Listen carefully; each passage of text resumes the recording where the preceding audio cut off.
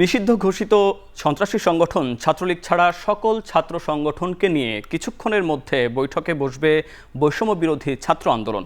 সেখানে আছেন সহকর্মী সিউল আহমেদ। সরাসরি যুক্ত হচ্ছি তার সঙ্গে। সিউল, সব ছাত্র সংগঠনগুলোকে নিয়ে বৈঠক করার কারণ কি? এখন পর্যন্ত কোন কোন সংগঠন বৈঠকস্থলে উপস্থিত হয়েছে?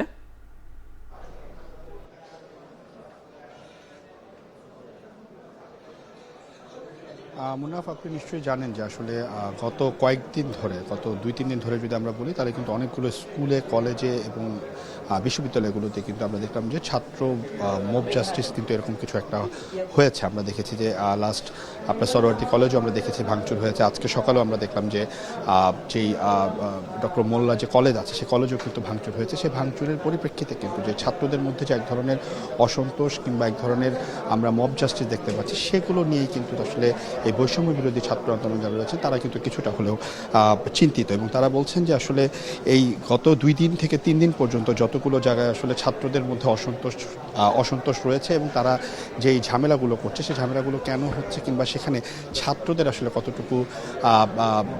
ছাত্ররা কতটুকু আসলে চিন্তা করছে, সেই সব কারণেই কিন্তু অন্যান্য ছাত্রলীগ ছাড়া অন্যান্য যে ছাত্র সংগঠনগুলো রয়েছে তাদেরকে নিয়ে কিন্তু আজকে বাংলা মোটরে বৈষম্য বিরোধী ছাত্র আন্দোলনের যে অফিস রয়েছে সেখানে কিন্তু একটি মিটিংয়ের আয়োজন করেছে বৈষম্য বিরোধী ছাত্র আন্দোলন যারা কমিটি রয়েছে, সেই কমিটি।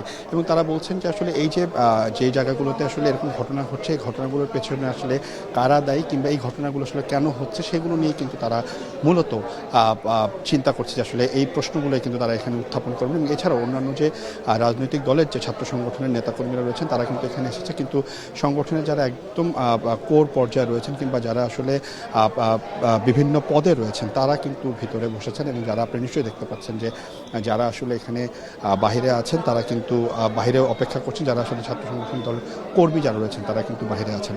এবং এই মিটিং কিন্তু আজকে ঠিক 8টা বাজে শুরু হওয়ার কথা। আমরা জানি যে বৈষম্য বিরোধী ছাত্র আন্দোলনের প্রধান সমন্বয়ক যারা রয়েছেন, যে সমন্বয়করা রয়েছেন, মূল কমিটির যে সমন্বয়ক রয়েছেন, তারা কিন্তু একে একে এখানে এসেছেন এবং তারা কিন্তু ভিতরে অপেক্ষা করছেন। এবং অন্যান্য যে ছাত্র সংগঠনের পদ পাওয়া যে নেতাকর্মীরা রয়েছেন তারাও কিন্তু ভিতরে প্রবেশ করেছেন। এবং তারা আমরা দেখেছি ইসলামিক যে দলগুলো রয়েছে তাদের যে ছাত্র সংগঠনগুলো রয়েছে তারা এসেছেন, এবং বিএনপির পক্ষ থেকে ছাত্র দলে যারা আছেন তারাও কিন্তু এখানে এসেছেন। এবং আরেকটি জিনিস আপনাকে বলে রাখি, সেটি হচ্ছে এই যে গত 2-3 দিনের মধ্যে আমরা যতটুকু দেখলাম যে এই বিভিন্ন স্কুল কলেজগুলোতে যে আন্দোলন কিংবা অন্যান্য যে সমস্যাগুলো হচ্ছে সেগুলো জবাবদিহিতা কিংবা সেগুলো আসলে কীভাবে এই সমস্যাগুলোকে কীভাবে সমাধান করা যায়, এই সব বিষয়গুলো নিয়ে কিন্তু বৈষম্য বিরোধী ছাত্র আন্দোলনে যারা কমিটি রয়েছেন তারা কিন্তু এগুলো নিয়ে আজকে আলোচনা করবে। পরবর্তী সংবাদে হয়তো আমরা জানাতে পারবে আন্দোলন এই মিটিং থেকে আসলে ফলাফল কি আসলো।